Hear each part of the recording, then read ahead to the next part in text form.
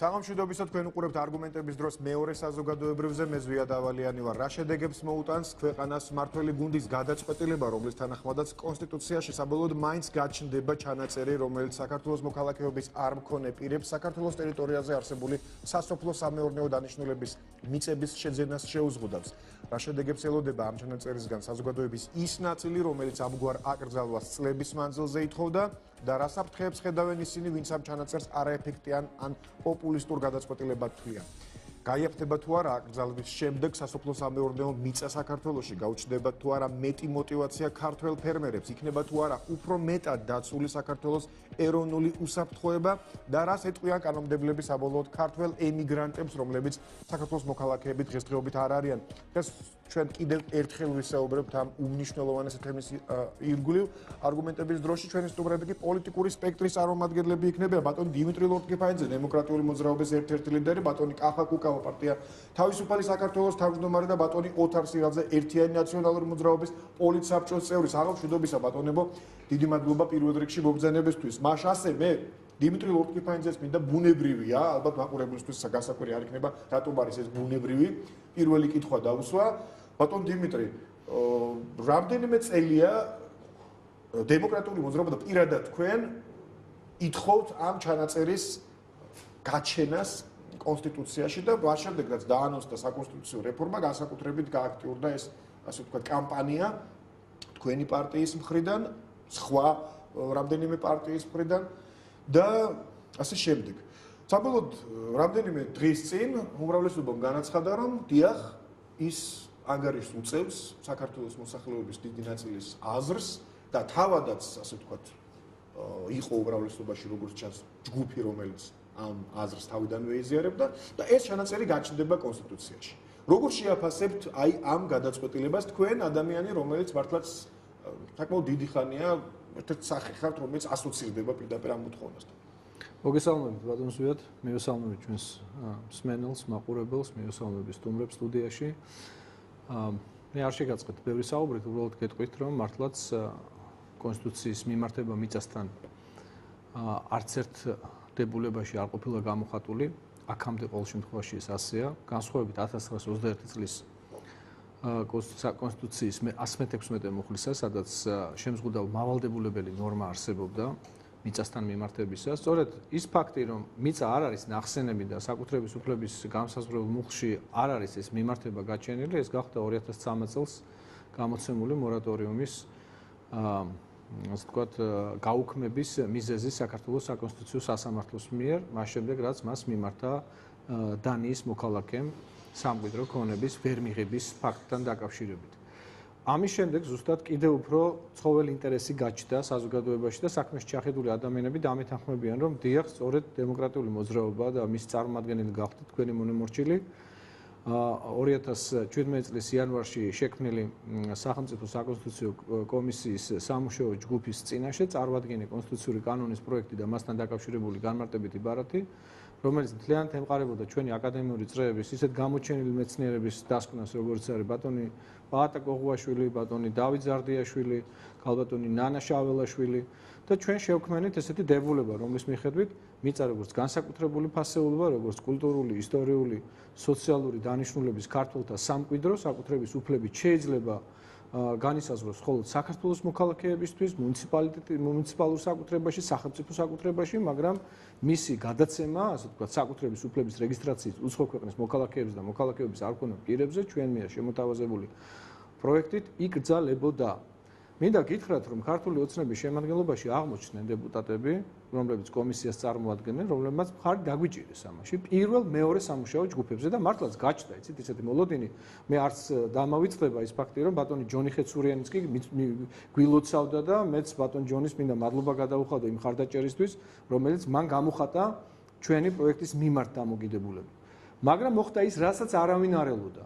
უკვე მესამე, მეოთხე, მეხუთე სამუშაო ჯგუფების შეხვედრის პროცესში ესეთი დამოკიდებულება გაჩნდა, რომ ჩვენ ვერ შევზღუდავთ, ჩვენ ამის უფლება არ აგვაქვს, ვინაიდან ეს არის ინვესტიცია ტევადის სფერო, ჩვენ ვერ მივცემთ თავს უფლებას, რომ ჩვენი ბიზნეს სამყარო გავანაწყენოთ, ვინაიდან ბიზნესმენთა გარკვეული პოტენციური ინვესტორები მათ შორის. ბატონ დიმიტრი, ეს ისტორია მე ვფიქრობ, რომ ჩვენ ძალიან კარგად გვახსოვს, ვინც ვადევნებდით თვალყურს. ბოდისვეთი მოგიღევით რატომ? იმიტომ რომ ამის გარეშე მაგრამ აი დღეს მართლაც არ ვიცი ხარ როგორ გავიგოთ ეს შეიცვალა პოზიცია უმრავლესობამ თუ უბრალოდ ერთმა ჯგუფმა მეორე ჯგუფის დარწმუნება შეძლო თუ მართლაც საზოგადოების დიდი ნაწილის მოთხოვნას უფრო მეტი ყურადღება მიაქცია მართლმა გუნდმა ვიდრე თუნდაც პოტენციური ინვესტორების ასე ვთქვათ პოტენციურ მოთხოვნებს ეს გადაწყვეტილება მიღებულია. აი დღეს რას ფიქრობთ თქვენ ეს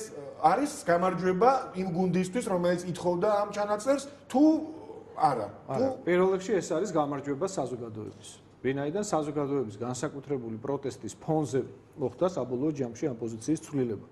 ვერც მხოლოდ დემოკრატიული მოძრაობა, ვერც ნებისმიერი სხვა საზოგადოებრივი პოლიტიკური ჯგუფი მიუხედავად იმისა, რომ ძალიან დიდი როლი ითამაშა, რა თქმა უნდა, ასეთი ჯგუფების არსებობას მინდა ვისარგებლო შემთხვევით და იგივე მიწის დაცვის ჯგუფს გადაუხადო მადლობა, ბატონ კახაკუკავას ორგანიზაციას გადაუხადო მადლობა და ყველა იმ ადამიანებს, სუბიექტებს, ორგანიზაციებს, პერსონებს, რომლებმაც მართლაც არ დაიშურეს ძალა და ღონე იმისთვის, რომ ეს შედეგი და თუმცა ჯერ შედეგის დადგომამდე ძალიან შორს. აი ამაზე ოდნავ მოგვიანებით ვისაუბროთ ბატონ. თავისთავად ის ფაქტი, რომ ირაკლი კობახიძე, რომელიც აქამდე სულ სხვა განცხადებებს აკეთებდა, გამოვიდა და თქვა, რომ გუნდის მიერ მიღწეულია შეთანხმება და შეიზღუდება მიწაზე საკუთრების უფლების რეგისტრაცია უცხო ქვეყნის მოქალაქეებისთვის, ეს მე ვფიქრობ, რომ პირველი დიდი ნაბიჯია საბოლოო ჯამში, როდესაც დებულება ჩაიწერება საქართველოს კონსტიტუციაში, შემდგომში როდესაც მივიღებთ მიწის კოდექსს და იქაც ჩვენ ძალიან ბევრი საინტერესო რეგულაციის პროექტი გვაქვს წარსადგენი, ამის შემდეგ შეიძლება ითქვას, რომ საზოგადოებამ გაიმარჯვა ხელისუფლებაზე. გასაგებია, ბატონ კახა, მე მინდა თქვენ ასეთ კითხვა დაგესვათ. საზოგადოება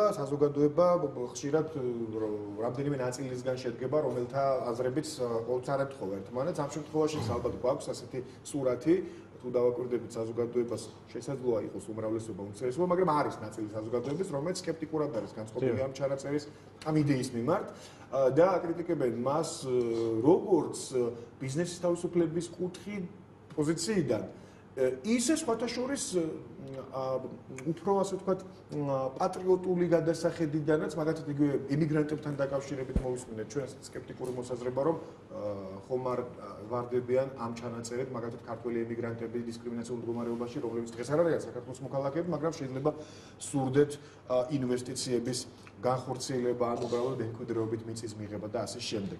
აი თქვენ როგორ ხედავთ ამ ინიციატივის დადებით და შესაძლო უარყოფით მხარეებს? ან თუ ხედავთ საერთოდ უარყოფით მხარეს შესაძლოა არ თქვენი აზრით არ აქვს ამ ინიციატივას თავისი გამოწვევები და საფრთხები. ან თუ აქვს როგორ ფიქრობთ როგორ უნდა დარეგულირდეს ეს საკითხი? პირველ რიგში ვიტყვი რომ ჩვენი პარტია თავისუფალი საქართველო, რა თქმა უნდა, მკაფიოდ და ნათლად მხარს უჭერს იმას, რომ ამ კონტექსტის გათვალისწინებით რაც არის დღეს საქართველოში მიწის გაყიდვა უნდა იყოს აკრძალული უცხო ქვეყნის მოქალაქეებზე და მიწა შეიძლება ასევე საძოვრებით ეთყუხნოს მხოლოდ საქართველოს მოქალაქეებს ან სახელმწიფოს ან თვითმმართველობას. ეხლა რაც შეეხება სკეპსის, ესეც ჩემთვის გასაგებია, რომელიც აქვს ოპონენტების ნაწილს, მათი ნაწილი. იგივე მოქალაქეობაზე ხშირად გვესმის, რომ ადვილია მოქალაქეობის მიღება არაკეთილსინდისიერი კონტრარგუმენტი არის, ეხლა ვინც საუბრობს ემიგრანტებს შეეზღუდებათ უფლება, ეს არის საკითხი, რომელიც შეიძლება გადასცეს მილიონი სხვადასხვა ფორმით თუ ამისი სურვილი არსებობს. დაწყებული ორმაგი მოქალაქეობის მიცემით, გარდა ამისა ჩვენი კანონმდებლობა ითვალისწინებს თანამემამული სტატუსს და გარდა ამისა არ არსებობს ალბათ ემიგრანტი ყოველ შემთხვევაში ძალიან ცოტა იქნება, რომელსაც ოჯახის წევრი არ ყავდეს საქართველოს მოქალაქე, ხო? ანუ ის რომ ემიგრანტებისთვის გვინდა მიწის უფლება და ამის გამო მოდი არაბებსაც და ჩინელებსაც მივცეთ, ეს არაკეთილსინდისიერი არგუმენტია. თუმცა არის კეთილსინდისიერი კონტრარგუმენტების და მე ამაზე ვიტყვი რომ საერთოდ არანაირი საკანონმდებლო ჩანაწერი არ არის პანაცეა. თუ ამ საკანონმდებლო ჩანაწერის უკან არ ადგას სახელმწიფო პოლიტიკა და ჩვენ უამრავი ვიცით საბჭოთა დროში, წინა ხელისუფლების დროსაც და დღევანდელი ხელისუფლების დროსაც არაჩვეულებრივი საკანონმდებლო ჩანაწერები, რომელიც არ მუშაობს, იმიტომ რომ ხელისუფლებას არ აქვს შესაბამისი ნება. მე პირადად მაგალითად არაერთხელ მithქვავს და გავიმეორებ, რომ ასეთი ჩანაწერი არ ყოფილა, როდესაც საქართველოს პრეზიდენტი იყო ზვიად გამსახურდი, არ ყოფილა ასეთი ჩანაწერი, როდესაც აჭარის ავტონომიის მეთაური იყო ასლან აბაშიძე. მაგრამ არც ერთი მეტრი აქ არ უყიდიათ და არ დასახლებულან უცხოელები. ანუ იმიტომ რომ სახელმწიფო კურსი იყო ასეთი. წინა ხელისუფლების და დღევანდელი ხელისუფლების დროს ჩვენ ვიტყვით რომ გაჩნდა 10.000 ჰექტარი გაიყიდა და კომპაქტური დასახლებები გაჩნდა უკვე და ეს პროცესი ამაზეც დავას სწორედ ბატონ დიმიტრი ლორთქიფანიძე თხოვს იუსტიციის სამინისტროს ზუსტი ციფრების მიწოდებას რამდენი ათასი ჰექტარი. მესამე თხოვნა არის პარლამენტის ტრიბუნიდან ჩვენ მოვისმენთ სხვათა შორის აი მიახლოებითი ციფრები რომ 55,000 ჰექტარზეა დაახლოებით ლაპარაკი და ჩვენ კომპლექსურად განსაზღვრეთ შეკითხვები აქ საუბარია საინვესტიციო ბინადრობაზე ყოველთა სტატუსზე ერთ-ერთი სოციალ-დემოკრატი ახალგაზრდა გამოვიდა პიონერთა სასახლეში ესე იგი და თქვა რომ მე ვთქვი რომ აი გაყიდული მიწების 99% გაყიდული არის მეთქი ეკონომიკის სამინისტროს მიერ და 1% შეიძლება გაყიდული იყოს გლეხების მიერ და ის გამოვიდა და მითხრა რომ რატო იმას არ ამბობ რომ სულო 1.5% არისო გაყიდულიო მიწებისო და გონია ჯერ ერთი არ ვიცი 1.5% არის თუ არა ზუსტად იმიტომ რომ ინფორმაციას არ გვეძლევთ მაგრამ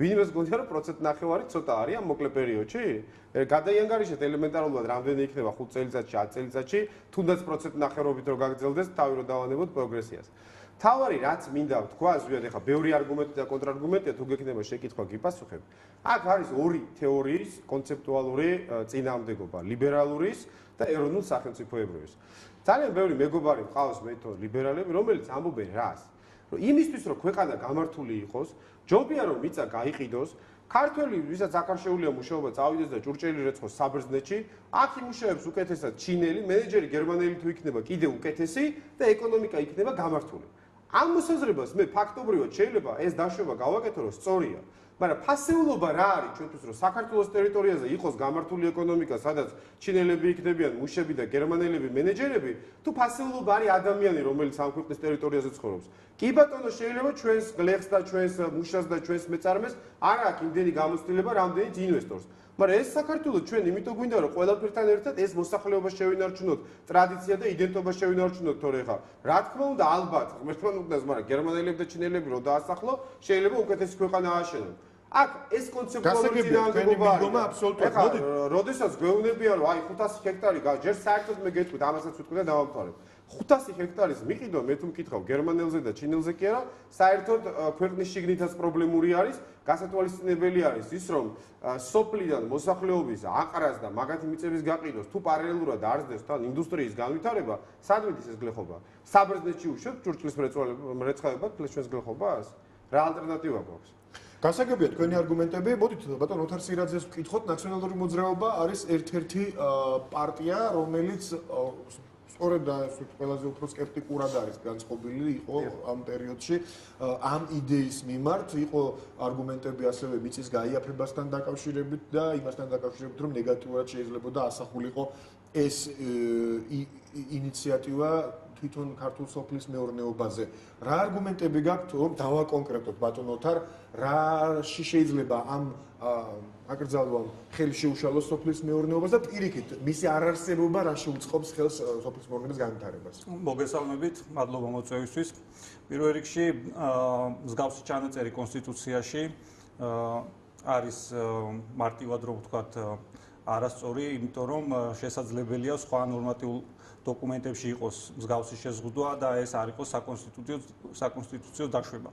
უშუალოდ დარგის განვითარებას შეუშლის ხელს, რა თქმა უნდა, პირველ რიგში, იმიტომ რომ ცხადია მოიკლებს ინვესტიციები და რომ განვიხილოთ, თქვათ, სამეგრელოს მაგალითზე, როდესაც 15 წლის წინ პრაქტიკულად მიწის ფასი იყო ძალიან დაბალი და როდესაც საინვესტიციო კლიმატი ქვეყანაში გაუმჯობესდა, კრიმინალი დამარცხდა, კორუფცია აღარ იყო, დიახ. გაჩნდნენ უცხოელი ინვესტორები, მათ შორის იტალიელები, Ferrero, რომელიც წარმატებით საქმიანობს დღემდე და სწორედ აი ამ წარმატებულმა მაგალითმა წარმოშვა ის, რომ სამეგრელო დღეს არის თხილის ერთ-ერთი ყველაზე დიდი ექსპორტიორი და თხილის ექსპორტს აქვს დიდი მნიშვნელობა. რამაც დაასახმა მეურნეობა უცხოელების მიერ შესყიდულ მიწებზეა ყველაზე წარმატებული, იმიტომ რომ რამდენადაც მაგალითად იგივე ოპონენტები ამბობენ, სამეგრელოში თხილი ვითარდება როგორც ასე ვთქვათ, ქართველების საკუთრებაში მყოფ მიწებზე, ისე უცხოელების საკუთრებაში მყოფ მიწებზე და დიდი რაღაც განსხვავება ამ შემთხვევაში არ არის. ეს რომ დავაკონკრეტოთ. კი, რა თქმა უნდა, ქართველებიც აწარმოებენ და კარგია და ეს დარგის განვითარებამ შეუწყო ხელი და მათ შორის იმ ინვესტიციებმა, რომელიც იქ განხორციელდა ქართველების თუ არაქართველების, მაგრამ რამდენი ადამიანი არის დასაქმებული იგივე Ferrero-ში. საქართველოს მოქალაქე, მათ უკან ოჯახებია და შემოსავლებია. თუ ჩვენ გავაკეთებთ მსგავს აკრძალვებს, ეს აუცილებლად იმოქმედებს როგორც მიწის ფასზე, ასევე იმოქმედებს დარგის განვითარებას და ზოგადად საინვესტიციო კლიმატზე. ჩვენი ეკონომიკა არ არის დღეს ისეთ მდგომარეობაში და არ აქვს იმის ფუფუნება, რომ გარე ინვესტიციები შეიზღუდოს ლარის გაუფასურებას. სწორედ იმას უკავშირდება, რომ ინვესტიციები არ შემოდის და ამის შემდეგ კიდევ უფრო მოიკლებს. ჩვენ არ გვაქვს არგუმენტები, მე ბატონების არგუმენტები მოვისმინეთ და ნაწილობრივ არ ვიცით ჩვენ რატომ ხდება ეს ჩანაწერი კონსტიტუციაზე, რის ეშინიათ, ვის ეშინიათ. აი მე გეტყვით ახლა ბატონთან დაახლოებით ყველაზე სასოფლო-სამეურნეო მიწის შესყიდვა, როცა ხდება, იქ შეგვიძლია საინვესტიციო პირობები მოთხოვოთ, კარტოფილი რაოდენობა. მე გეტყვით ბატონთან საიჯარო უფლებები მიცეთ. ჩემი აზრით ყველაზე, აი როგორც საქართველოს ერთი მოქალაქე, ამ შემთხვევაში მიცემ თავისუფლებას, გითხრათ ჩემთვის პირადად რა იყო მეორე მხრიდან ჩავთვალოთ ბატონ დიმიტრის და ბატონ კახას მხარე ამ შემთხვევაში ყველაზე ისეთი არგუმენტი რომელმაც დამაფიქრა რომ როდესაც და ეს არგუმენტი ალბათ უნდა დაიდოს ნებისმიერ შემთხვევაში სასწაურის ერთ პინაზე. როდესაც როცა უცხო ქვეყნის მოქალაქეები ყიდულობენ მიწებს დიდი რაოდენობით, გვაქვს შემთხვევები უცხო ქვეყნის მოქალაქეების მასობრივი ჩამოსახლების საქართველოში და შემდეგ ამას თან სდევს ან იდეაში შეიძლება მოყვეს მომავალში როგორც გარკვეული პოლიტიკური გართულებები, ისე სოციალური და ეკონომიკური შევიწროება უშუალოდ ქართული ასე ვთქვათ მოსახლეობის. მე მაინტერესებს თქვენ სტატისტიკას თუ ფლობთ დაახლოებით რამდენად რეალურია მართლა ეს პრობლემა, რამდენიმე დღის წინ რეალურ სივრცეში ჩვენ ყველა ვნახეთ, ვინც ვნახეთ ეს გადაცემა, დისკუსია რომ საქართველოს სოფლებიდან ჩამოსული ადამიანები საუბრობდნენ იმაზე, რომ მათ გვერდით ჩნდება დიდი დასახლებები, მსხვილი დასახლებები არაბების, არ მნიშვნელობა ეთნიკურ წარმოშობას, არ უნდა ისე გამომივიდეს დისკრიმინაციულად გამომივიდეს, აბსოლუტურად არ ვანსხვავებ ამ შემთხვევაში, რომელი ეთნიკური ჯგუფის არის, თუ ფრანგების თუ არაბების შეკითხვა. ანუ ჩვენ გვეშინია, რომ უცხო ქვეყნის მოქალაქეები მათ შორის ამისაც გვეშინია, ამ საზოგადოების ერთი ნაწილი. ანუ თქვენი კითხვაც ამას უკავშირდება. მე მაინტერესებს თქვენ რა ეს არის თუ არა თქვენთვის საკითხი, რომელსაც პასუხი უნდა გავცეთ. ეს არის მარტივად მოგვარებადი პრობლემა, ამას არ ჭირდება კონსტიტუციაში მიწის აკრძალვის ჩაწერა. ჩვენ თუ გვეშინია, რომ ჩინელები ან კონკრეტულად მოკლედ არაქართველები ჩამოსახდებიან და დაიკავებენ იმ მასივებს, ჩვენ შეგვიძლია იმ სასოფლო-სამეურნეო მიწას როცა ვყიდით, იქ საინვესტიციო პირობები იყოს, იქ იყოს რისთვის ვყიდით, რისთვის იყიდება სახლისთვის, მაგ ლოგიკით შეიძლება რომ იმ ჩინელმა საკუთარი სახლი იყიდოს და არა სასოფლო-სამეურნეო მიწა იმ სოფელში. ხო არის ბევრი, ახლა მე გეტყვით რაჭის მაგალითზე უამრავი სახლი იყიდება რაჭაში. კერძო ადამიანები ყიდიან მიწებს. საცხოვრებელ სახლს და მიწებს. რო ჩამოვიდეს თქვა ის ვისით ჩვენ გვეშინია და იყიდოს ის საკუთარი სახლი ღებში, ჭიორაში, ასე შემდეგ, ბევრ სოფლებში იცლება, დაცლილია მთა არა მარტო რაჭა, ხო? ამას რითი გზავნოთ? მაშინ აუგზავნოთ რომ საკუთარი სახლებიც არ გაყიდოს. გასრავად, საკუთარი სახლები საკარმიდამო ნაკვეთებთან ერთად, რომელსაც სასოფლო-სამეურნეო სტატუსი გააჩნია.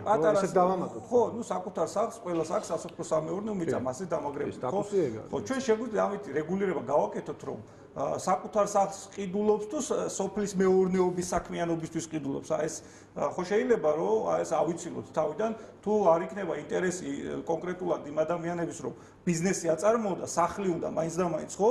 მაშინ ეს შეზღუდვა აუგზავნოთ, რომ სახლი კი არა, ბიზნესის აწარმოება, მთელი რიგი საინვესტიციო პირობები მოთხოვოთ, ინვესტიცია ჩაიდოს და ასაქმოს ადამიანები და ასე შემდეგ და ასე შემდეგ. იგივე ლოგიკით შეგვიძლია კორპუსშიც იყიდონ ბინები და ჩამოსახლდნენ და დასახლდნენ. ყველა კიდის კი, ყველა ანუ შეიძლება არასასოფლო-სამეურნეო დანიშნულების შენობაში. აი ბატონო ზუსტად ბიზნესს უნდა ვუხსოვი, აი რა რისი გვეშინია და რატო მოდით ვკითხოთ ბატონ დიმიტრის, მოდით ვკითხოთ ბატონ დიმიტრი. ნამდვილად ანუ მე ჩემი აზრით ეს არის კონტრარგუმენტი. ნამდვილად ასეა, იმიტომ რომ თუ მაგალითად ჩვენ ვფიქრობთ რომ შეიძლება არაქართველები, რომლებიც იდეაში შეიძლება რაღაც გარკვეულ საფრთხეს წარმოადგენდნენ, თუნდაც უსაფრთხოების კუთხით ან ასე შემდეგ, შეიძლება მართლაც არასასოფლო-სამეურნეო დანიშნულების ფართიც იყიდონ, კორპუსი ააშენონ და იქ ასე ვთქვათ მოხდეს ეს ყველაფერი. ამიტომ აი პირველი ხო, აი რა შეიძლება უნიშნულოვანესი რასაც მე დავარქვევდი ქვეყნის ღალატს ქართული ოცნების მხრიდან და სამწუხაროდ ეს პრაქტიკა მათ არ დაუწყიათ. ეს ჯერ კიდევ ნაციონალური მოძრაობის დროს დაიწყო, როდესაც ელექტრონული აუქციონებით ხდებოდა მიწების გასხვისება. მე და კახა ვიყავით ერთ-ერთ სოფელში, გორის რაიონში, სხვა შორის ტრანსსასაზღვრო ზოლი არის კონფლიქტური რეგიონისა, სოფელი დიცი და მოულოდნელად აღმოჩნდა, რომ 34 გექტარი მიწა ყოფილა გაყიდული ელექტრონული აუქციონით. ინდოელები ჩამოვიდნენ, ტრაქტორები მოიყვანეს, ისიც გახსოვთ ბატონ ნოთარ მიშა სააკაშვილი პირდაპირ ეუბნებოდა ტრაქტორისტებს, რომ მიკვირს ტრაქტორისტი რატო ამუხრუჭებს, როდესაც მას უწევიან სახნავს 1000 მინდორშიო, ეს იყო მაშინ ერთ-ერთ სოფელში, გორის რაიონის, როდესაც ბატონის სუბარი ჩაბრძანდა და ესე იგი გამოეკომაგა გლეხებს. ანუ ეს პრობლემა ეხლა არ დაწყებულა თქვა ამის. ეხლა რაღაც შედეგებს ვიმკით. ანუ რა ხდება? სათემო საკუთრებები ჩამოყალიბდა, ბატონ ზვიად, ეს არის ყველაზე საგანგაშო. ანუ თვითმმართველობის პროცესში მოგეხსენებათ ადგილობრივი პირველი დონის თვითმმართველობა, ეს არის თემია რა და თემთან დაკავშირებული სოფელი. აი სწორედ მაგალითად ეხლა აღმოჩნდა რომ ადრე მიწის ნაკვეთი რომელიც ეკუთვნოდა ერთ-ერთ ამხანაგობას მთლიანად 85 ნაწილად დაუჯრედდა ასე ვთქვათ და 85 არაბული ოჯახი ჩამოსახლდა საინვესტიციო ბინადრობის ფორმალური საბაბით. ამას მინდა ხაზგავსა. არის ფაქტი რომ სადღაც ჩამოსახლდა. სადღაც კი არა.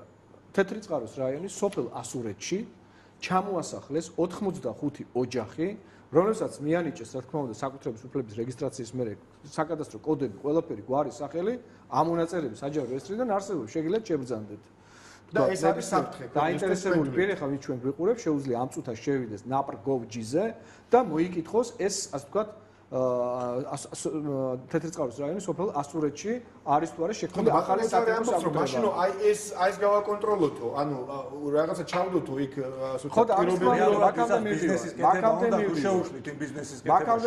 მაკამდე აი კახამაც ახსენა ხო თანამემამულის სტატუსი, რომელიც კანონმდებლობით არის განსაზღვრული და რომელიც ასევე იძლევა საინვესტიციო ბინადრობით ჩამოსახლების უფლებას. ანუ ამას თავისი ვადები გააჩნია, ერთწლიანი, ორწლიანი, სამწლიანი ვადა ეს ბინადრობის უფლება. თუმცა აი ამ ბინადრობის პროცესში ხდება შემდგომში შეპესეს დარეგისტრირება, სამეწარმეო საქმიანობის ჩვენება და იმიტომ არის ახლა ბატონი ინდოელი ინვესტორი რომ გამბრძანდა TV პირველში თუ უცქირეთ თქვენ ამ ტელეშოუს და თქვა რომ მე წნორში ჩამოვედი ჩემი ჯგუფით, ხოლო შემდგომში ჩამოვიყვანეთ ახალი და ახალი ასე ვთქვათ ძალები იმისთვის რომ აგრარული სექტორი აგვეთვისებინა და დღეს ჩვენი სათემო საკუთრება გაგვაჩნია და ვმეგობრობთ და ვახლობთ ჩვენს ქართულ ძმებთანო თქვა რა.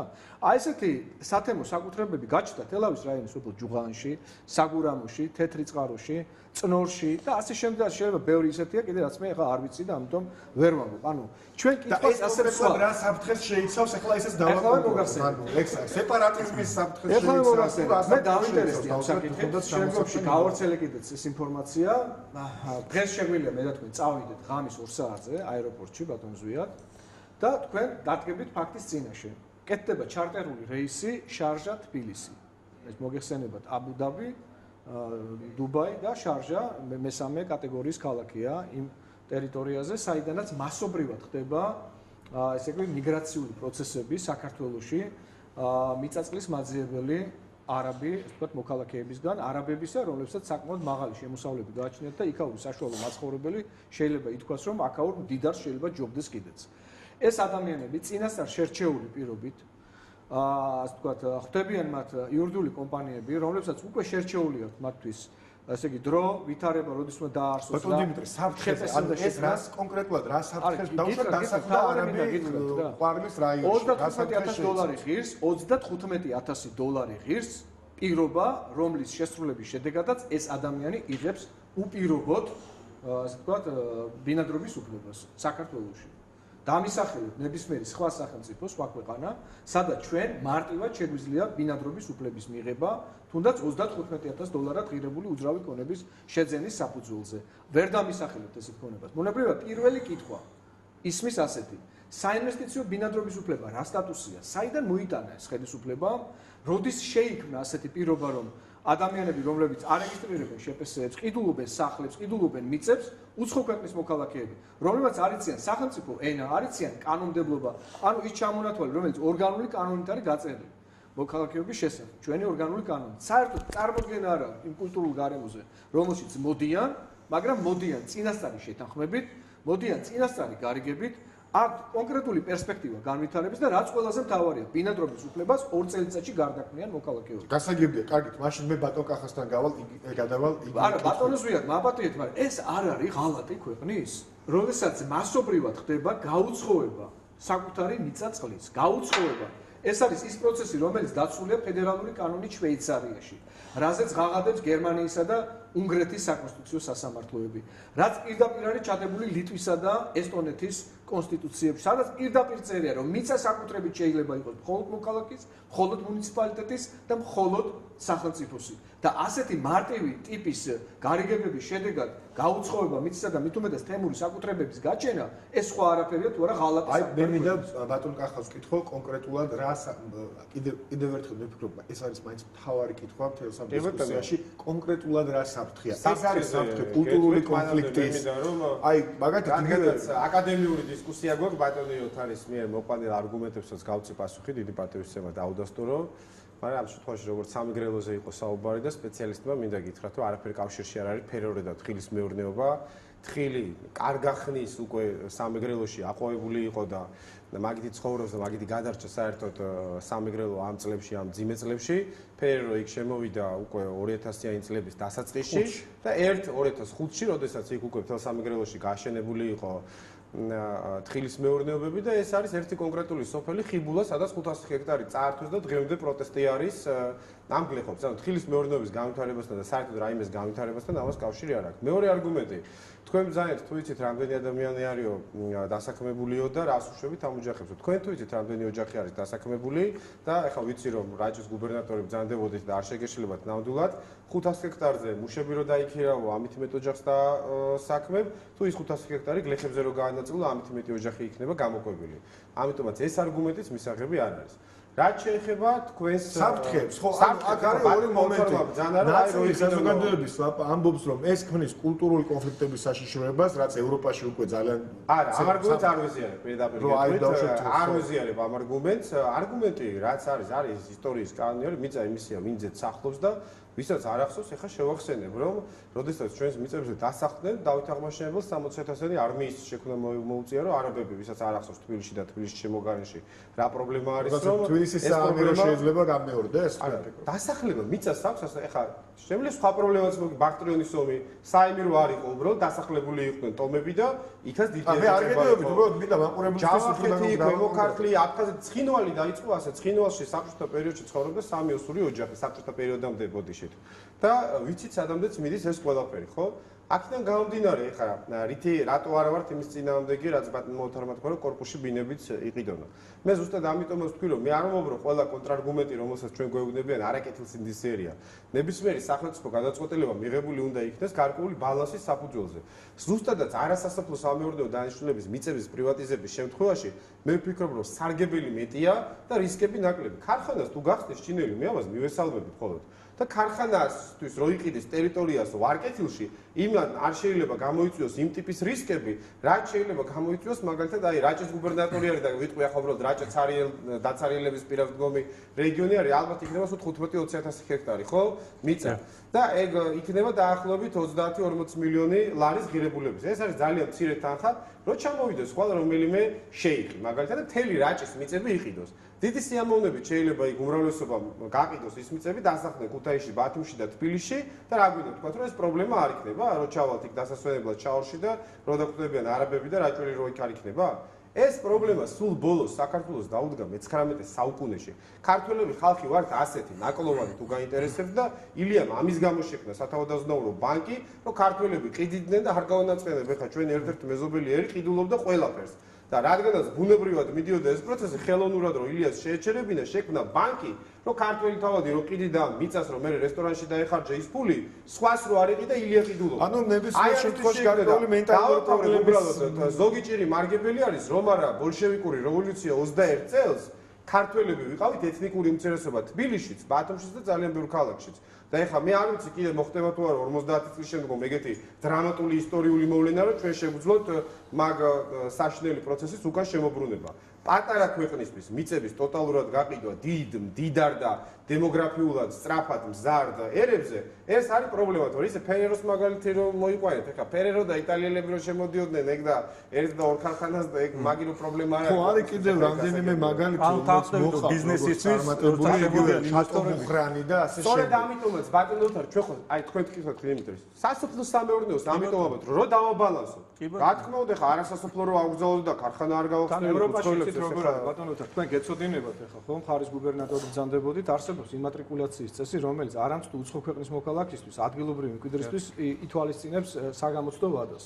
10-დან 20 წლამდე ეძლევათ საგამოცდო ვადა და თუ უნარებს, თვისებებს, განათლებას აგრარულ სფეროში ამჟღავნებს პირი 20 წლის მერე, ამის მერე ეძლევა მხოლოდ უფლება, ესე იგი, დაკავდეს ფერმერული ბლოკის საქმიანობით. ჩვენ კიდე აი ეს ბატონო ზვია განსაკუთრებული, ანუ ჩვენ მოვისმენთ ახლა პრინციპში კონტრარგუმენტები და მე მინდა მოგცეთ საშუალება და დააკონკრეტოთ რაც დავარია თქვენ ბრძანეთ რომ შეიძლება ამ ყველაფერს გაწერა იგივე თუნდაც პირობებში ისე რომ ეს რისკები რაზეც არის საუბარი საზოგადოების მეორე ნაწილის მხრიდან ეს რისკები თავიდან ავიცილოთ მაგრამ მეორე მხრივ დავუშვათ ხელი არ შეუშალოთ იგივე ფერეროს და სხვა ისეთ კომპანიებს რომლებიც ხო ანუ როგორ წარმოგიდგენთ რომ ბიზნესის განვითარებას ხელი არ უნდა შეეშალოს და ამაგრძალვამ ამ რეგულაციამ ეს არ უნდა შექმნას, ამიტომ საჭირო არის სწორი ჩამოყალიბება ცვლილების, ამიტომ ამბობ, რომ არ არის პირდაპირ აი ესეთი საკონსტიტუციო ცვლილება ჩაიწეროს პირდაპირ, აი ესეთი აკრძალვა, შეიძლება დარეგულირდეს სხვა საკანონმდებლო აქტებით. ორგანული მაინც იქნება საჭირო და მოყვება ამას. ბიზნესის განვითარებას ხელი უნდა შეუწყოს თავრობა და არ უნდა შეუშალოს პირიქით. ფერეროს მაგალითი იყო მხოლოდ იმის გამო მოყვანილი, რომ კონკრეტული ინვესტიცია ჩაიდო და ხალხი დასაქმდა და განვითარდა და ხელი შეუწყო. უმუშევარი დარჩა. უფრო მეტი უმუშევარი დარჩა და უფრო ნაკლები დასაქმდა. ის იყო სახელმწიფო მიწები, რომელიც იქ შეძენილი ხო? გუნებავთ სოფელ ხიბულაში და მე მისაუბრე იქ. კონკრეტულად ახლა ფერეროზე კონკრეტულად არის ბატონოთარ საშუალება ქარხანას რატო უჭერთ ხარს? ქარხანა რომ გაიხსნა იმ ხიბულაში იმ იტალიელს, დავუშვათ ქარხნის ტევადობა ხო სხვა არის, დაასაქმებდა მართლაც ხალხს, მაგრამ 500 ჰექტარს გლეხს რო ართმევ 500 ოჯახს და 20 რო დაასაქმებ. თუმცა საერთოდ თუ ამ გლეხმა თავისით გაყიდა. აი გლეხმა არ გაყიდა, სახელმწიფო პარტია იყო, რომელიც იდეაში უნდა ყოფილიყო გლეხებისთვის გადასაცემი ფონდი, მიწის ფონდი, ხო? და არ გამოიტანეს ეს გლეხებისთვის დახურულ აუქციონზე, მიყიდეს იტალიელებს და 500 ჰექტარი დაახლოებით 400-ან 500 ოჯახის ასე თქვა სამყოფი მიწაა საქართველოს პრაქტიკაში და დასაქმებული არის 20-ან 30 კაცი და ეხლა მითხარით ეს გლეხებისთვის კარგია და დასაქმებისთვის ამ კითხვით აუცილებლად დაგიბრუნდებით ბატონოთარ მიცეთ საშუალება დაასრულოს. აი მაგალითად ჩვენ რა რისკებსაც ვხედავთ იგივე ამ საკონსტიტუციო ცვლილებებთან მიწასთან დაკავშირებით. არის საქართველოში ოპერირებენ უცხოური ბანკები. და კონკრეტულმა აი მაგალითად ხიბულაში რომელიღაც გლეხმა დააზღვია კი არა და აიღო კრედიტი და ჩადო ამ რომელიღაც უცხოურ ბანკში ეს თავისი მიწა და ვერ მოახდინა ამ საბანკო ვალდებულების გასტუმრება. და ბანკმა წაიღო ეს მიწა. ამ შემთხვევაში ჩვენ რა ვშვებით? ხო ხდება ეს ისე უცხოელი ადამიანის ხელში? ხო, იგივე ხო, ანუ ირიბად. საბოლოო ჯამში შედეგი დადგა ის, ხო, ანუ ამას მოუმზადებლად აკეთებს, მე ვფიქრობ, ქართული ოცნება. თან ეხა ეს მორატორიუმი ამ საკონსტიტუციო ცვლილებამდე, რომელიც ძალიან მალე უნდა შეიცვალოს, ხო, კონსტიტუცია და არის ამის ბერკეტი პარლამენტში და აქვს საკონსტიტუციო უმრავლესობა. ეხლა უნდათ ფორსირებულად აი ამ მორატორიუმის გამოცხადება.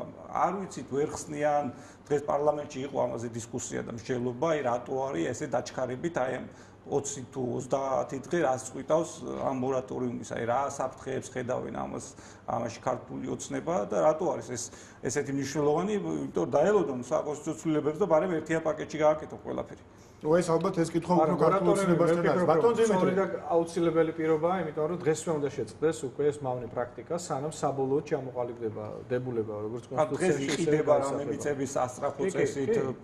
ძალიან სასწრაფო. ბატონ დიმიტრი, აი მართლა გეუბნებით რა, შებრძანდით, წავბრძანდით აეროპორტში, მე შებრძანდით საჯარო რეესში, თქვენ იმ სახეებს, რომლებსაც ნახავთ აეროპორტში, მეორე დღეს ნახავთ უკვე საჯარო რეესში. ბატონ დიმიტრი, ფორსირებული იყიდებოდა, ხო? კი, ფორსირებული წესით ყოველდღიურად ხდება მიწების გაყიდვა. თუ შესაძლოა ეს იყოს ოცნების მხრიდან, ასე ვთქვათ, პოლიტიკური კომპრომისი იმ საზოგადოების მიმართ. თუ შეიძლება ბატონ კახას ემახსოვრება 2013 წელს მე და ბატონ კახას ჰქონდა შეხვედრა ირანის საელჩოს ერთ-ერთ წარმომადგენელთან, ესეთი მეგობრული შეხვედრა იყო, კულტურის ატაშეს თანაშემწე იყო, თუ არ ვცდები, და მან პირდაპირ ღია დაუფარავად გითხრა, ეს არის 2013 წლის მარტის თვე. რომ ირანში, რომელშიც მოსახლეობა 75 მილიონს აჭარბებს, არის სერიოზული სასურსათო პრობლემა და კრიზისი. ამიტომ ირანი სასიცოცხლოდ დაინტერესებულია იმაში, რომ საკუთარი სასურსათო პრობლემები გადაჭრას მეზობელ, მით უმეტეს მეზობელ სახელმწიფოებში და ამიტომ ის შემოდის იმ პირობებით, თქვათ, სოფლის მეურნეობის აგრარულ სექტორში, რომელიც უზრუნველყოფს მომარაგებას პროდუქტებით ირანისა. ბუნებრივია, მიწა თქვენ იცით, რომ არის მილევადი, ხო, შეზღუდული რესურსია. 10 წლის განმავლობაში, რომ ის მიწა დამუშავდება მხოლოდ იმისთვის, რომ კონკრეტული ქვეყნის კონკრეტულ რეგიონს ჰქონდეს სიმინდი, ჰქონდეს შვრია და ჰქონდეს ხორბალი, ეს საქართველოსთვის არამც თუ ინვესტიცია ტევადი წარმატებულ პროექტად შეიძლება იქნეს ესე ვთქვათ აღქმული, არამედ ეს არის ყოველად დამღუპველი ფისკალური ეფექტი, ფისკალიზაცია ჩვენ სასარგებლოდ არ ხდება. ეს არის ერთგვარი პოლიტიკური დათმობა ირანის სასიცოცხლო ინტერესებისთვის, ვინაიდან მათ უკვე უჭირთ, ესე ვთქვათ, სასოფლო სამეურნეო რესურსის ათვისება. ეს არის პოლიტიკური საკითხი, ეს არ არის მხოლოდ ეკონომიკური საკითხი. აი ჩვენ ამაში ღრმად არ გვახერხებს ხელისუფლება. ხვდებით როგორი მომენტია. ბატონ კახას დაუსვა ამ კითხვას. დაუსვა. არის ასეთი მომენტი, უბრალოდ არ ვიცი ეს რამდენად შეიძლება კონტრარგუმენტად ჩაითვალოს, ეს შეიძლება უფრო ალბათ მოსაზრება, რომ პრინციპში თუ ჩვენ რეალურად დღეს ვიმყოფებით ისეთ სიტუაციაში, რომ ქართველ ფერმერს როგორც წესი არ აქვს мотиваცია დაამუშავოს მიწა და ხშირად ამბობენ ოპონენტები ზუსტად ამ იდეის, რომ აქვთ ქართველებს მიწა, მერე რა ნახევარი დაუმუშავებელია. შესაბამისად სკეპლით უნდა გალახო. ხო, აი ამაზე მაინტერესებს თქვენი აზრი. მანდ მე არ მინდა. თუ ამ შემთხვევაში დავასრულებ რა კონტექსტს გულისხმობ ამ კითხვაში. ამაზე თვითონ ფერმერებს როცა ვესაუბრებით, იგივე ადამიანებს, სოფლის მაცხოვრებელთ რო ვესაუბრებით, ისინი ამბობენ, რომ ჩვენ არა ვართ თანაბარ პირობებში უცხოელებთან, ჩვენ ასე ვთქვათ, ჩვენ სახელმწიფო არ იცავს ჩვენს ბაზარს, ჩვენ ვართ ასე ვთქვათ, იაფი პროდუქციით ვართ ჩაძირული საზღვარგარეთ და ასე შემდეგ, ასე შემდეგ. თუ ეს საკითხები არ მოგვარდა და თუ სახელმწიფომ რაღაც დიდი სტრატეგია არ ჩამოაყალიბა ადგილობრივი აგროსექტორის განვითარებისთვის, მაშინ მიწის გაყიდვის აკრძალვა ცალკე აღებული რას მოგცემს ხომ არ ჩაგვაყენებს ჩვენ რაღაც ამასთანავე ერთ-ერთი ჟურნალისტი წერდა ავიძაღლის პოზაში რომელიც არც ნოლი ხენებს და არც სხვას ასწავს. კი, ჩაგვაყენებს. რა თქმა უნდა და მე ამით დავწყრო საკანონმდებლო ჩანაწერი პანაცეა არ არის თუ ამის უკან არ ადგას სახელმწიფო პოლიტიკა. მანამდე არ მინდა დავუტო ჩემს ოპონენტებს არგუმენტები რაც თქვა ყველაზე მინდა პასუხი გავცე აქ ითქვა რომ ბანკმა რომ ჩაიგდოს ხელში რა მოხდაო ბანკი რო ჩაიგდებს ხელში და გარდამს არის ხშირად მოყავს საკონსტიტუციო სასამართლოს პრაქტიკა რომ დანიის მოქალაქე რომ მოიღებს მემკვიდრეობით. ეს კი არ არის პრობლემა, ერთი კაცი გურჯაანში რო სადღაც გაყიდის ნაკვეთს და ორი კაცი მესტიაში და სამი ბათუმში. თავარი მავნებელი არის სახელმწიფო, რომელსაც გამოაქვს მთელი სოფლის მიწები აქვს დიმიტრი მახსენა და ნამყოფი ვართ ამ სოფლებში ელექტრონულ აუქციონზე. ერთ სოფელში რო 500 ჰექტარს გაყიდით და ერთ სოფელში რო 700 ჰექტარს. ეს არის პრობლემა, თორე ეხა სოფელში რო ერთი და ორი უცხოელი იქნება, ის კოლორიტისთვის შეიძლება მოუხდეს კიდევაც. ანუ ამ პრობლემების თანაზომა და ქაოსურ გაყიდვებს ეწინააღმდეგე. რა თქმა უნდა, მე ეს განხილვების დროს ვთქვი, რომ თავარი დამნაშავე, მე თუ მკითხავთ 15 წლიანი ვადები უნდა მიუსაჯო ყველა ბოლო ეკონომიკის მინისტრს თქვენებსაც და დღევანდელსაც, ვისაც გამოაქვთ 500 ჰექტარი ერთ ლოტად, არა 3 ჰექტარი, არა 5 ჰექტარი, გლეხმა რო ვერ იყიდოს. ახლა გოგადასაგებია რომ 500 ჰექტარს გლეხი რო ვერ იყიდეს. პირდაპირ ტენიან უცხოელებს. ეს ხო შეიძლება ეს აკრძალვა არ იყოს და ყოველი საინვესტიციო პირობები და პაკეტი განიხილოს ეკონომიკის სამინისტრომ და შემდეგ პრაქტიკულად რამდენად შესაძლებელია ყოველი მე ამითი დავიწყე. რომ ჩვენ მე ამ ჩანაწერს ხარს უჭერე ამ პირობებში, როდესაც ვიცით რომ ქვეყნის ხელისუფლება არის მავნებელი, ანტიეროვნული, ლიბერალური თეორია აქვს, რომელიც გვიმტკიცებს არ გეწყინოთ და თქვენი ხელისუფლების დროსაც მახსოვს ასეთ თანამდებობის პირი რომ ამბობდა კახელები უსაქმურები არიან და ბორები უნდა ჩამოვასახლოთო. ეხლა ამ არგუმენტზე გადავა, რაც აი დავიწყე უკვე, თქვენ რო ბრძანეთ რომ ჩვენი გლეხი არ ვარ და ხშირად მოისმენთ ჩვენი ლიბერალების ვიშვის რომ ჩვენი გლეხი უსაქმურია და უნდათ რომ ჩინელმაც არ იმუშაოს. ეს არის ტყუილი და ჩვენი გლეხის შეურაცხყოფა მე იმასაც აკისავარ რომ მახსოვს ისევ სამეგრელოზე ხარ რადგანაც ამ რეგიონიდან ვარ. როდესაც მეგრელი ხალი მე ვერ ვასწრებდი იმის დანახვას დილით რომელზე დგებოდნენ და ღამე რომელზე ამთავრებდნენ, ჩაიში ცხოვრობდნენ. და ასე დადგეს ის ორსართულიანი სახლები დღეს რომ ყველას მოწონს სამეგრელოში და ესე იყო ალბათ გურიაშიც და კონკრეტულად ჩაიზე თუ ვილაპარაკებდნენ და გაგონილი მაგ შეიძლება ნანახი არ მქონდა და იგივე ხდებოდა. როდესაც შრომას მქონდა ფასი იმისი თქმა რომ ქართველი გლეხი არის უსაქმური და ქართველი გლეხი არ არის შრომის მოყვარე, ეს არის უსამართლობა. და დღეს, როდესაც შრომას ფასი არ აქვს, ხა ის რა ქვია, სოფლის მეურნეობა სპორტი არ არის, რომ უბრალოდ კრიფო ჩაიშენან, ეს რა ქვია, ყურძენი უბრალოდ ჩაყარო და აქედან შემოსავალი არ გქონდეს. თავარი პრობლემა თქვენ სწორად ვძაით, იცით ვინ იყო ამ ხელისუფლებაში სხვა აზრები გაიყო და თავარი მომხრე მიწების გაყიდვის? სოფლის მეურნეობის მინისტრი.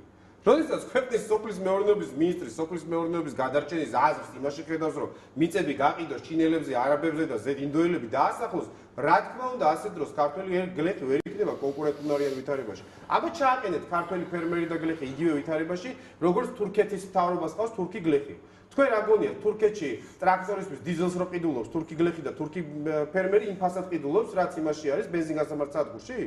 დღეს საქართველოში გლეხი დიზელს ყიდულობს იმ ფასად, რა ფასადაც მერსედესში რომ მოუნდეს აგერ ქალაქში ვიღაცას ჩასხმა. არ არის სახელმწიფო ხელშეწყობის არანაირი პროგრამა. თუმცა სოფლის მეურნეობის მხარდაჭერის პროგრამა იყო და ჰქონდა ოცნებას. გაუქმდა, ტყუილი ეს არ იყო, არც მაშინ არ იყო სოციალური პროგრამა იყო, მაგრამ წელს ეგეც არ იქნება. გაუქმდა ხუნათესთვის პროგრამა გაზაფხულიდან და შემოდგომიდან შეგიძლიათ მიულოცოთ კახელებს, რომ არ გაიცემა ყურძნის სუბსიდიას. ანუ რაც უნდა ყოფილიყო აღმოვალი, პირიქით არის დაღმავალი. თუმცა თავარი არის და ამაზე არაერთხელ გვისაუბრე, ხა სხვა გადაცემის თემა არის, რომ გლეხმა უნდა იცოდეს, მე როცა ვიხსენებ იმ პერიოდს დაუშვათ, როცა ვამბობ, რომ გლეხები ჩაიში, ესე ვთქვათ, ჩაითი ხალხი სახლებს გავდა და მანქანებს ყიდულობდა, თავი კი არ გაქონდა მარტო, კარგად ცხოვრობდა. თავარი იყო, რომ გლეხმა ზუსტად იცოდა მოსავლის ფასი და იცოდა, რომ 1 ტონა ჩაის მოიყვან, აი რამდენი იქნება ჯიბეში ფული, 2 ტონაზე რამდენი. დღეს არ არის ასეთი გარანტია. გასაგებია, ბატონ ოთარს მივცეთ საშუალება. ეს დანიშნულებაა. გასაგებია, მივცეთ ბატონ ოთარს საშუალება გვითხრას თავისი აზრი აი ამ თემაზეც, ანუ სახელმწიფო პოლიტიკა, სოფლის აგროსექტორის სტიმულირების და განვითარების, ამაზე როგორ ფიქრობთ, როგორ წარმოგიდგენიათ და შემდეგ მინდა დარჩენილი რომ გამოვიყენო კონსტიტუციაზე ზოგადად სასაუბროთ საკონსტიტუციო ცვლილებებს, იმიტომ რომ მიწის გარდა ძალიან ბევრი სხვა მნიშვნელოვანი თემაა, რომელზეც დაინტერესებს საზოგადოებას დარწმუნებული ვარ თქვენი აზრი, ბატონო თაგისმეტ. დიახ, მე ვფიქრობ ესეთ არის ქართული ოცნება დაკავებულია ძირითადად აი პოპულისტური გადაწყვეტილებებით. ცხადია, საზოგადოებაში მიწის გაყიდვის თემა არის პოპულარული, ყველას ურჩევნია რომ მიწა იყოს საქართველოში, ქართველებს კონდეთ მიწა, არ შემოდიოდნენ სხვებით. თუ ეს მიწა ეკონომიკაშია ჩართული, შემოსავალს აძლევს იმ კონკრეტულ ოჯახს და სარგებლობს და ამაზე მიბმული არიან ქართული ოჯახები, თავისთავად ცხადია და პრიორიტეტიც ეს უნდა იყოს ქვეყნის, მაგრამ ქართული ოცნება დღეს რას გვთავაზობს? ამ ჩანაწერით აკეთებს ერთ მხრივ რომ მოიგოს კონკრეტულად ადამიანების გული და მეორე მხრივ სპობს ფაქტიურად დარგის განვითარებას.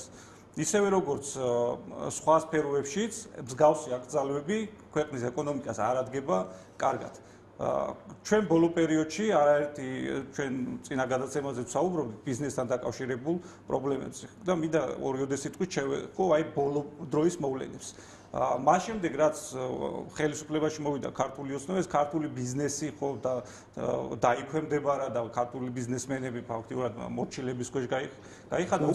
ბოლო პერიოდში ამბობს რომ ბიზნესი სწორედ დღეს გათავისუფლდა და პირიქით ესე ვთქვათ არანაირად არ გათავისუფლდა. ნაციონალური მოძრაობის ბრენდი იყო ბიზნესზე ზეწოლა. ხო, რა თქმა უნდა, გეტყვიან აუცილებლად ქართული ოცნების მხარდამჭერები. და ეხლა უკვე ჯერი არის უცხოელებზე. მე წამოვიღეთ ცხრილი სულ რამოდენიმე კომპანია არის, რომელიც უკანასკნელ პერიოდში სახელმწიფოს მხრიდან მიზანმიმართულად არის ზეწოლის ქვეშ, არაერთი განცხადებები გაკეთა, მათ შორის მაგ ბიზნესმენებიდან და მოსამართლეები, რომელიც პრაქტიკულად ყველა გადაწყვეტილებას უправებენ, ასე ვთქვათ, ჟარგონულად ხელისუფლებას და კონკრეტულად ბიძინა ივანიშვილს. შეპესე ჯორჯიან მანგანეზი. მოსამართლე გიორგი დარახველზე, რომელმაც აბსურდული ეკოლოგიური ბრალდებით 365 მილიონი ლარი დააკისრა ჯარიმა აღნიშნულ კომპანიას.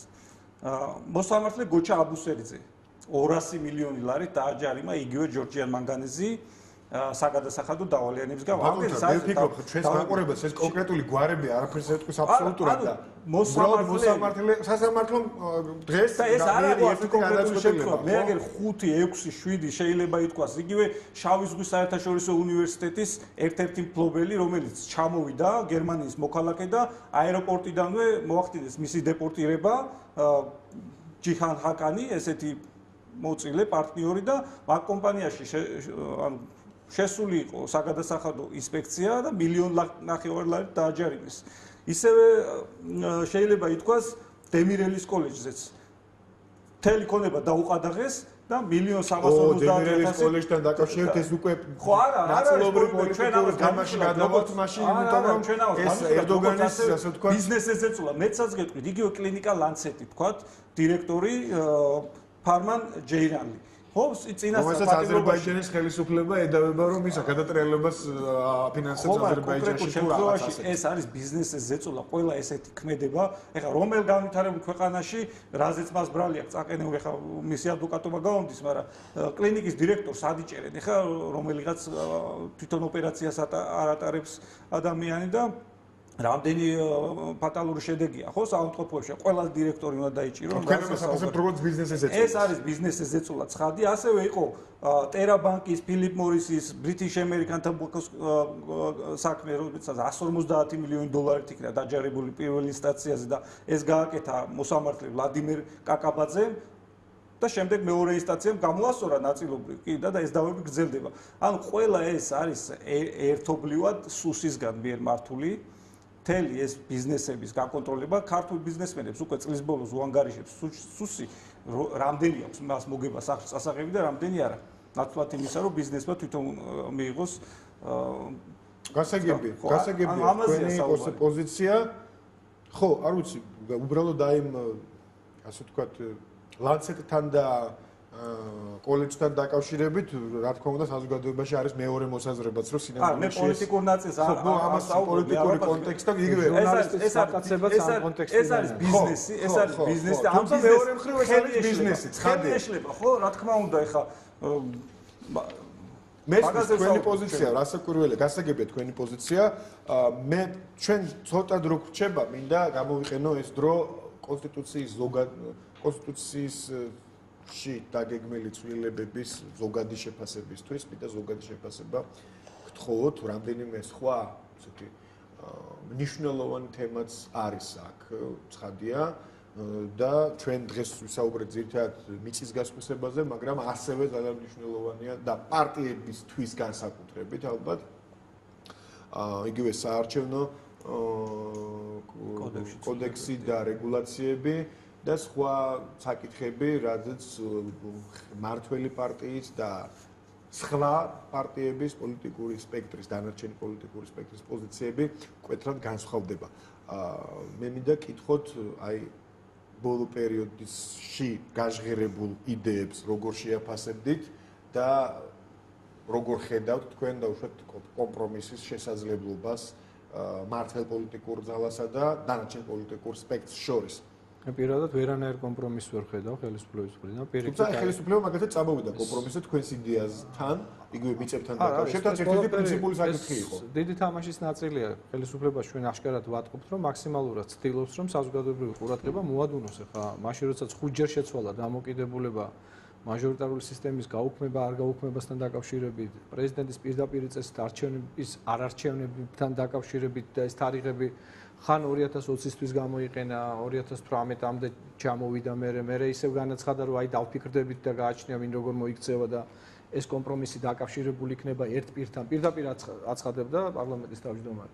მე მაინც მინდა გითხრათ ბატონ ზვიად, რომ მიუხედავად იმისა, რომ ეს სახელმწიფო საკონსტიტუციო კომისია ყველა აქამდე არსებულთან შედარებით 2010-შიც ვიყავი ამ კომისიის წევრი, 2013-შიც, როდესაც იქ არ შეგვიყვანეს მხოლოდ იმიტომ, რომ ვითომ ფორუმი არ დგებოდა უსუფაშვილის ხელმძღვანელობით, აი ეს სამუშაო ჯგუფები მართლაც 100%-იან kvორუმს აღწევდა და ყველა მონაწილეობით აბსოლუტურად. მიუხედავად ამისა, უმთავრესი საკითხი არ გადაწყდა.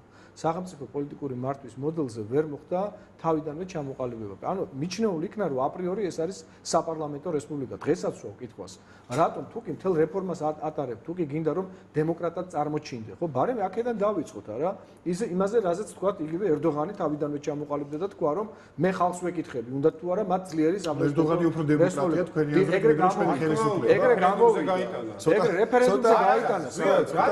მოდი ობიექტივად. არა, მე არ გედავებით უბრალოდ. არა, ეგრე გამოვიდა. მითუ არის კონსტიტუცია არ მიიღო ერდოღანმა ესე ვთქვა. კი. ამის მერე ხა ჩვენთვის 4 ძირითადი წითელი ხაზი იყო, ხო? ეს იყო მიწა 21 მუხლი, ეს იყო პრეზიდენტის არჩევითობის საკითხი, ეს იყო საარჩევნო სისტემა, საპარლამენტო საარჩევნო სისტემა განსაკუთრებით ყველაზე მწვავე დასაყენებელი საკითხი და მეოთხე წითელი ხაზი ჩვენი, რომელზეც სამწუხაროდ არავინ არ საუბრობს, ეს იყო სასამართლო ხელისუფლების თავში შესატანი იმგვარი ცვლილება, რომლითაც არა მხოლოდ ნორმატიული აქტების რევიზირება, არამედ მოხდებოდა საბოლოო სასამართლო აქტების რევიზირებაც და მათი შესაბამისობა საქართველოს კონსტიტუციის მეორე მუხლთან მიმართებით, ანუ ადამიანის უფლებების მუხლთან მიმართებით. ისე როგორც ეს არის გერმანიის მაგალითზე და ისე როგორც ამას ეთანხმებოდა ბატონი ირაკლი კობახიძე თავად ყველა სამუშაო ჯგუფში. თუმცა პოლიტიკური ნება ძირითადი მაინც თქვენთვის იყო მე ასე მახსოვს მიწა და საარჩევნო კოდექსი. ძირითადია, მაგრამ განსაკუთრებით სასიცოცხლოდ მნიშვნელოვანი შეიძლება ესე ითქვას, იყო რა თქმა უნდა მიწა და საარჩევნო გარემო. საარჩევნო გარემოსთან დაკავშირებით ისე რომ არ დაელოდნენ არა საბოლოო დასკვნას ვენეციის კომისიისა, პირველად დასკვნა საფუძველი აღმოჩნდა იმისა, რომ დაეჩქარებინათ საკომიტეტო მოსმენები. დღეს ჩემთვის მაგალითად გამოუგნებელი არის ის ცვლილებები, რომელიც ამ შემთხვევაში საარჩევნო სისტემას არ ვეხები და ვეხები საარჩევნო კოდექსს, რომლითაც საერთოდ უნდათ რომ მოგვისმონ საარჩევნო ადმინისტრაციებში ჩვენი წარმომადგენლობითი უფლებამოსილების მქონე პირების ყოლა და რეალურად სრული უზურპაცია ხდება ხელისუფლებისა. და მართალი გითხრათ ბატონო ზვიად მე მახსენდება ის ზღაპარში მოხვედრილი ბიჭის ამბავი თუ ჯელსომინო ცრუთა ქვეყანაში სადაც ყველა ხილულ ასე ვთქვათ ყველასთვის ცნობილ საგანს ქვია სხვა სახელია რა პირდაპირ ხელისუფლება თეთრზე გვეუბნება რომ არის შავი და არ ამგონია საღათ მოაზროვნე ადამიანი ვისაც შეუძლია აზროვნება ქვეყნის საკეთილდღეოდ რომ არ დაგვეთანხმოს იმაში რომ საარჩევნო სისტემებთან დაკავშირებით შეუძლებელია რომ იგივე ბონუსის გადანაწილების სისტემა რაც საარჩევნო ბარიერს გადალახული ასე ვთქვათ სუბიექტებს შორის გამარჯვებულისთვის ყველაფრის მოხვეჭას ითვალისწინებს არის ყოვლად აბსურდული ყოვლად გადაწყვეტილება მაინც არ არის მიღებული და ვენეციის კომისიის საბოლოო დასკვნასაც ჯერ ველოდები ვენეციის კომისია უკვე ამბობს იმას რომ არადემოკრატიულია ესეთი ბონუსის გადანაწილება გამარჯვებულს ყველაფერი ხო შეუძლია ქართულმა ოცნებამ რომ უკვე მიიღოს გადაწყვეტილება და დაამშვიდოს საზოგადოება და უთხრას რომ ჩვენ ამ პრინციპით აღარ ვიხემძღვანებებთ, რასაც ადრე გთავაზობდით, ხო? მაინც გვამონათებენ. ყოველდღიურად ხდება პოზიციების ამბობენ რომ შეიძლება გარკვეული ლიმიტები დაწესდეს იგივე ბონუსებთან დაკავშირებით. რა თქმა უნდა, რომ აი არ შეიძლება ასე ვთქვათ რაღაც მაქსიმუმი იყოს, რომელიც ვეღარ წაიღებს. არ ვიცი. 2/3 ირაკლი კობახიძემ თქვა იურიდიული კომიტეტის ხმაზე. ბატონო ხა თქვენ როგორ ფიქრობთ? ეხლა გასაგებია. ცხადია პოლიტიკურ სპექტრს, ოპოზიციურ პოლიტიკურ სპექტრს, რომელიც გამოხატავს საზოგადოების ნაწილის ინტერესებს, ქონდა თავისი პროგრამა, თავისი მოთხოვნები. როგორც ხედავთ, ხელისუფლება რაღაც მოთხოვნებს აკმაყოფილებს, რაღაც მოთხოვნებს შეიძლება არ აკმაყოფილებს. არ ვიცი, იგივე მიწა შეიძლება ჩავთვალოთ ბავშვად. მიწა ჩვენ არ ვიცით ჯერჯერობით. თქვენ როგორ ფიქრობთ? აი დავუშვათ და აკმაყოფილა. როგორ ფიქრობთ, შეიძლება თუ არა რაღაც კონსენსუსი შედგეს, რომ პოლიტიკური პროცესი კონსტრუქციულ ჩარჩოში სამწუხაროდ გაგრძელდეს, არ აკეთებს არაფერს. ირაკლი კობახიძემ დაიწყო ეს პროცესი იმით, რომ საერთოდ მოიხსენიებდა ყველა ვისაც ჰქონდა თავისი აზრი ამ პროცესში, როგორც ეგრეთ წოდებულ ოპოზიციას, ეგრეთ წოდებულ არასამთავრობოებს, ეგრეთ წოდებულ ექსპერტებს. ეს იყო მისი სალაპარაკო ენა და ეს რჩება. ტრაგიკომიკური არის ეს პროცესი და ტრაგიკული იმიტომ არის, რომ მას შემდეგ რაც მხედრიონმა და ჯაბაიოსელიანმა და შევარდნაძემ დაიწყეს ეს პრაქტიკა, რომ თავის ტანზე უნდა მოირგონ ქვეყნის კონსტიტუცია, ეს გააგრძელა წინა ხელისუფლებამ და სამწუხაროდ ეს ხელისუფლებაც აგრძელებს ამას. თქვენ საოცრებით სწორად გაგიკვირდათ. ერდოღანზე უფრო უარესები არიან. ნუ კი ერდოღანზე უფრო უარესები არიან. თქვენი აზრით ასე ამეთქი? თურქეთში არის 4 საპარლამენტო პარტია, რომლიდანაც 2-მა დაუჭირა მხარი პროექტს, 2 წავიდა წინააღმდეგ და გამოიტანა ერდოღანმა რეფერენდუმზე. საქართველოში არის მარტო პარლამენტში 3-4 პარტია და არასაპარლამენტო კიდე რამდენიც არის ვიცით. აქედან მარტო ერთი პარტია უჭერს მხარს ამ მოდელს და ამის მიუხედავად წინააღმდეგი არიან რომ გამოიტანონ რეფერენდუმზე. კომიკური რატო არის ისეთ? კომიკური იმიტომ არის რომ მაგალითად იმ გზით მიდიან რომელიც ვიცით რითიც თავდება. ეს თავდება ნაწილი ციხეში, ნაწილი ძებნაში. ირაკლი კობახიძე მე ვესწრებოდი ახლა გიორგი აფროდიანი ესწრებოდა თქვენი პარტიიდან იურიდიული კომიტეტის ბოლოს ხდომას სამსახურს და განაცხადა ის რაც 9-ჯერ მოგვისმენია მაგის წინა პარლამენტის თავმჯდომარეებიდან რომ თარგმანში შეცდომები არისო ვენეციის კომისიის დასკვნაში და აი ესო გასწორდებაო და კრიტიკულიც არ იქნებაო. აი ამას გვეუბნება ჩვენ ირაკლი კობახიძე და ახლა გასაგებია. თუ აინტერესებთ თარგმანში შეცდომები არის თუ მე გეტყვი წინასწარ რის გაკეთებასაც ვაპირებ. თარგმნე უკვე ეს, დავადე ინგლისური ტიტრები, აი ამ ირაკლი კობახიძის ვიდეოს და გავაგზავნე უკვე ვენეციის კომისიაში, რომ ნახონ, რას ფიქრობს ირაკლი კობახიძე მათ ნააზრევზე. რომ ფიქრობს, რომ თურმე შეცდომა არის მათ მიერ მომზადებული დასვლა. ძალიან კარგი. გასაგებია. ბატონო, თქვენ როგორ ფიქრობთ? ხო, მართლა ძალიან საინტერესოა ეს კითხვა, პრინციპში ალბათ არის მთავარი კითხვა. მოხდება თუ არა შეთანხმება?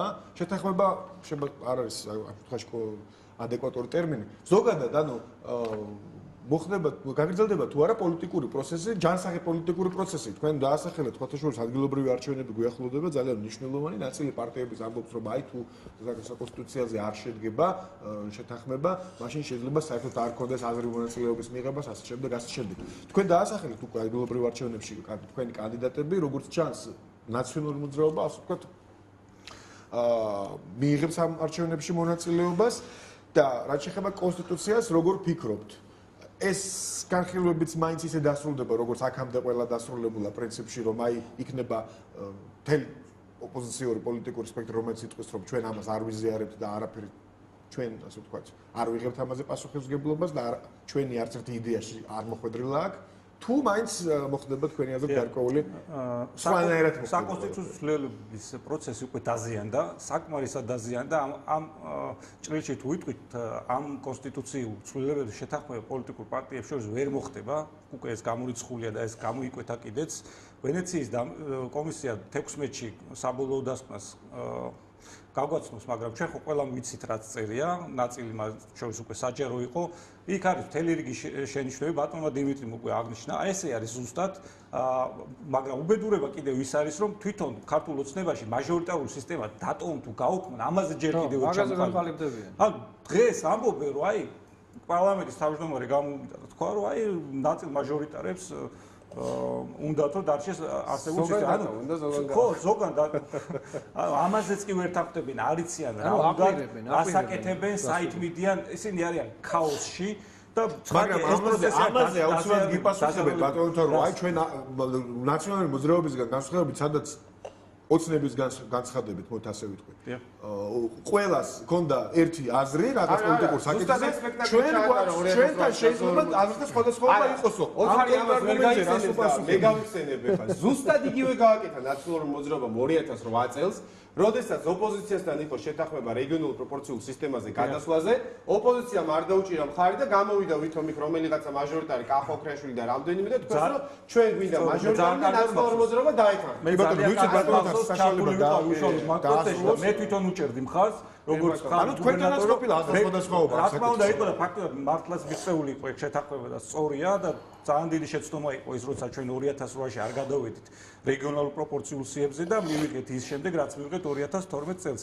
მაგრამ რა გადავიდეთ უშუალოდ საარჩევნო კოდექსში ცვლილებებზე, რომელიც გუშინ შემოიტანეს. გვიახლოვდება ხო თვითმმართველობის არჩევნებიც და მოვალ საპარლამენტო არჩევნებიც ძალიან მალე მოვა. რა ხდება ახლა ამ ცვლილებებთან დაკავშირებით, რომელიც განხილვა გუშინ დაიწყო. პირველი თავარი ის არის, რომ სულ 3 წუთი გვაქვს ბატონო. კი, 1 წუთში ჩავეტევი. ოპოზიციურ პარტიებს საარჩევნო კომისია, ცენტრალურ საარჩევნო კომისიაში უკარგავენ წევრს. ბატონ დიმიტრის პარტიას თუ ეს ცვლილებები გავა, აღარ იყოლება CSK-ში თავის წარმომადგენელი, იმიტომ რომ ამ ცვლილებებს უკავშირებენ არა მიღებული ხმების რაოდენობას, არამედ პარლამენტში შესული პარტიების და შემდგომ იქ შექმნილი ფრაქციების ჯგუფებს, ანუ გამოდის ისე რომ ქართული ოცნება იმატებს 3 წევრს და ეყოლება 4-7-დან, მათ შორის აკლდება ქრისტიან კონსერვატორებს 1 წევრი, აკლდება მრეწველებს 1 წევრი და აკლდება გაერთიანებულ დემოკრატებს 1 წევრი და ეს სამივე ემატება ქართულ ოცნებას. და საუბარი იმაზე, რომ ეს ცვლილებები არის დემოკრატიული, წინ გადადგმული ნაბიჯი, არის აბსურდი და ტყუილი. ეს არის უკან გადადგმული ნაბიჯი. გარდა ამისა, შემოდის ისეთი აკრძალვები, როგორც 60 დღით. შემოდის ნორმა, რომ 60 დღის შემდეგ არჩევნები რო გამოცხადება, 60 დღით იწყება საარჩევნო კამპანია და 61 დღით ადრე არჩევნებამდე პოლიტიკურ პარტიას თავისი პროგრამის წარდგენის უფლებაც კი არ აქვს და ვერ იტყვის, რომ მე გავზრდი პენსიას, იმიტომ რომ ის დაჯარიმდება. რეგულაციები შემოაქვს, ამ ცვლილებებს ქვიათ მხოლოდ შეზღუდვა და კიდევ ერთხელ შეზღუდვა. უზღუდავენ მედიას 61 თქვათ საოლქო კომისიაში შევიდეს და გადაღების უფლება ეკრძალება, უზრდიან საარჩევნო კომისიის თავმჯდომარეებს უკიდეგან ფუნქციებს და შეუძლიათ ნებისმიერი კომისიის წევრი გააძევონ დარბაზიდან, ის თუ ჩათვლის, რომ მის საქმიანობაში ხელი შეეშალა, ან გამოიწვია რაღაც ქაოსი, არა მარტო შენობას, არამედ მთლიანად პერიმეტრს ატოვებინებენ. შემდეგ გასაჩივრების წესი პრაქტიკულად უქმდება, იმიტომ რომ თავმჯდომარე ამოწმებს საჩივრის დაშვებადობას. ახლა ბატონი კახა იურისტია, კარგად მოიხსენა და წაკითხული ექნება ეს ცვლილებები, რაც შემოდის. ანუ გამოდის, რომ ჩვენ ამ ცვლილებების მიღების შემდეგ პრაქტიკულად საარჩევნო კამპანიას და არჩევნებს აზრი ეკარგება, იმიტომ რომ ქართული ოცნება ყოველთვის დაიწერს და მიიღებს იმ შედეგს, რის სურვილიც ექნება მას.